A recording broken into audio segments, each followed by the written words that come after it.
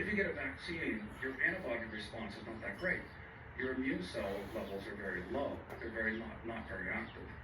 What's exciting about this, the immunologists, is that if you can upregulate immunity and then get the vaccine, your immune cell population is much more robust, much more responsive, and so the antibody response is much greater. And this is what we found. The fact that it extended out 6 months, we didn't go out a year, we didn't go out longer. And this is just for a short dosing? Short dosing of only 4 days. And this was a dose. And the robust response is specific to this virus and other viruses. And this is what we're really wondering now. Wow, how does this carry over to other viruses? And this time, we are finding we have 100 plus strains of agarikon, so I think we have a super strain in my library. And that's what I'm trying to discover. What strain in my library? I have 107 strains now. We just used one strain when we saw these ducks. So if we can boost community immunity, then we can ameliorate the spread, of pandemics, obviously. And when you're saying there's all these different strains, there's 107 strains? We have 107 strains in our library, the largest library in the world. There's probably zoonotic centers where the virus can jump to larger mammals. Then you have many, ground zeros, for the virus to emerge. So if it jumps to swine or to pigs or hogs, the increased likelihood that it jumps to people. So it's a very big concern. It came out of one city, one location. But this is showing epidemiologically that the virus is jumping to larger mammals simultaneously. Right now it doesn't have a mutation, so there's very low risk. Let's be very clear about that. There's very low risk, but virologists, we have early evidence on how it works without vaccines, and I want to be very respectful, but I also have to be very professional. I'm not at liberty to discuss those results for a number of reasons, one of which the data, as I mentioned, is a little clouded because the people that we were bringing in the first study, we didn't have them as well characterized. But clearly, agarikon and turkey tail, with the evidence that was presented, again, September 23rd, 2023, at the Georgetown University School of Medicine, that has the immune system react. A lot of us believe there's crosstalk between the receptors.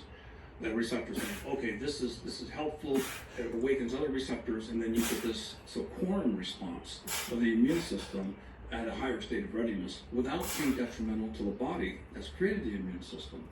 So the cytokine storm and overreacting to inflammatory responses is a huge concern with any immunostimulant.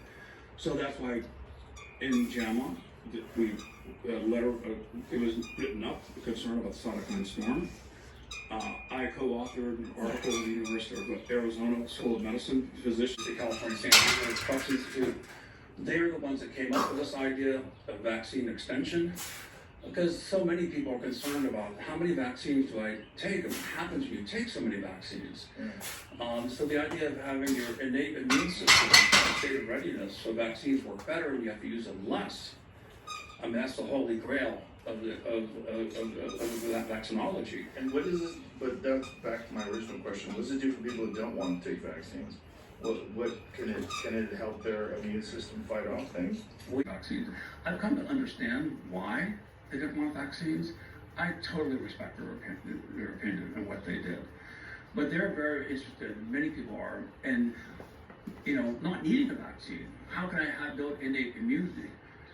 When it comes to the pandemic storms, the viral pandemics that we face, we are in unprecedented times. What happens when we get... And then at the end, and everyone, my friends have experienced it, Harlan Williams just experienced it when I was on his podcast. Anytime I talk about Bigfoot, it ends up with me just going, please, Joe, can you just say it's maybe a possibility? Like, that's what it always ends up being. Yeah. You said it's, I remember you one time going, there's nothing out there. Yeah, didn't you say that about Bigfoot? Hunters don't see it. That's why I don't believe in it. Some hunters do. No, not many. People that see it are usually loggers, hunters, natives, people that are out loggers. There's another problem. Another problem is dusk You see things at dusk. The problem is you get something into someone's head, a mythological thing, whether it's a UFO or whether it's Bigfoot. I think the world is way more slippery than we like to think. And I think there's states of consciousness that people can achieve during high anxiety levels, definitely during the use of psychedelic drugs. Yes. Sometimes during weird states in their life, like near-death experiences, loss of a loved one, extreme emotion, Yeah. a lot going on, a lot of ranch, and he found some water piping.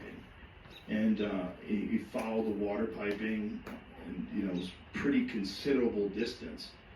And they found this grow op. So this guy had diverted water, or many guys. They didn't see the humans that did it. They took their shit, and then they never caught the guys, I don't think. But they would set up these camps in, they would go to, national forests.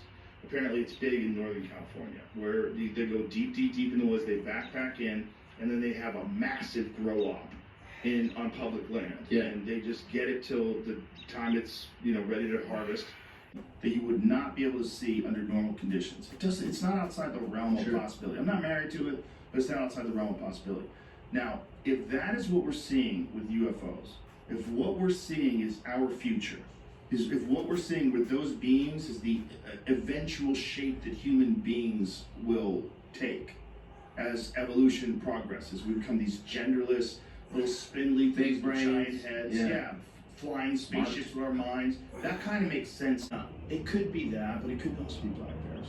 It could be they're just seeing things so they're freaking out. Yeah. Bears freak you out, man. You see a bear in the wild, it freaks you out. And if you see a bear in between trees, Oh, yeah. you can just convince yourself that it's Right. something, and then your brain plays tricks on you. The memory is a slippery bitch. Yeah, I know. Especially under heightened circumstances like that, like in the woods. Your memory's weird. And it's more exciting to believe that it's real, so that's what you wanna, that's my biggest thing. What I'm holding on to so much is I that. don't know the timeline of this fucker either, but they think it might have been as recently as 50,000, 30,000 years ago, and they were little tiny people, 3 foot tall, almost like ape-like creatures. That's what they Oh look yeah, like. see, you're a little baby Bigfoot. Yeah, well, like little hobbits, man, and they lived on this island. And they were like a different branch of the human chain Look at that that. lived alongside Homo sapiens. Yeah, see that? You just